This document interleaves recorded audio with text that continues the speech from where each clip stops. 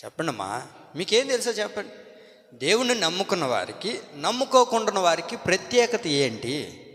అసలు నేనుంటే కదా అంటయ్యా అంటారా? చెప్పండి ఏంటిది?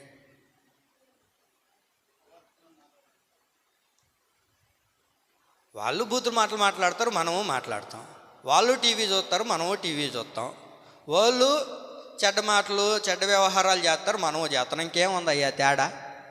అంతా గుంపులో కలిసే.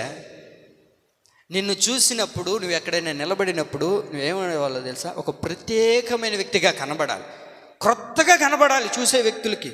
నువ్వు ఒక వివాహానికి వెళ్ళినా, లేకపోతే ఒక ఫంక్షన్కి వెళ్ళినా, లేకపోతే సమాజం మధ్యలోనికి వెళ్ళినా, నీ ఇంటి పొరుగు వారికి వెళ్ళినా, ఎక్కడ నువ్వు నిలబడినా ఎలా కనబడాలో తెలుసా? ఒక క్రొత్త వ్యక్తిగా కనబడాలి. అందుకని ప్రభు అయిన యేసుక్రీస్తు లేపబడ్డాడు, అందుకని ఆయన లేచాడు.